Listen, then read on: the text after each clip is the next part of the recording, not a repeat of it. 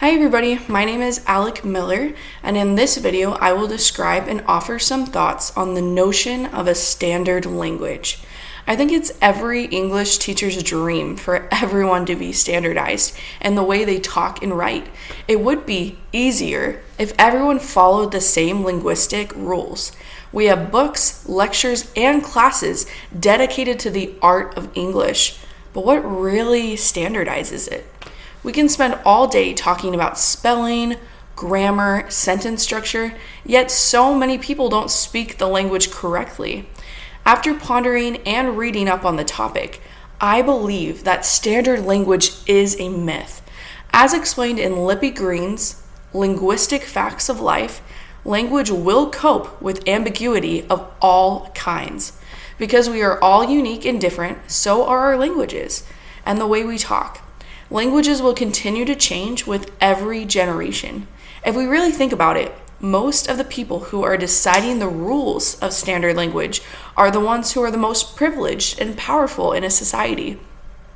They are entitled to their own opinion, but it doesn't make everyone else wrong.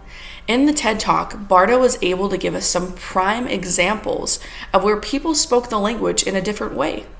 In Africa, they use the habitual be to describe an ongoing action. Research shows that the habitual be is very scientific and systematic. Yet, if you lived here in the United States or somewhere other than Africa, you might think they didn't have proper grammar, or that they don't have proper grammar. You might think they are uneducated. Barta goes on to talk about pronunciation. A lot of people will make fun of young women who speak with a vocal fry. It kind of sounds like one of the Kardashians, very breathy and higher pitched.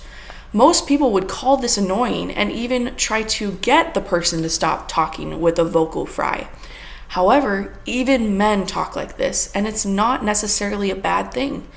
Even in North Dakota, they say the word bison with more of a Z sound, like bison, instead of the traditional C sound that most of the United States would use.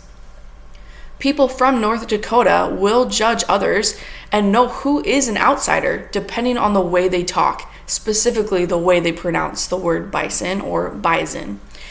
We decide the rules. That's the trick. We decide the rules and what should be standard. We can't be so quick to judge others for the way they talk and communicate. The way you speak is literally identifying your culture and location of where you live. That is significant and special. We need to learn all we can about the standard language and what the scholars have to say. But at the end of the day, it doesn't matter how many lessons we have had, there won't ever be a standardized way. Language will continue to change because that is the nature of us humans. We progress and we learn to adapt.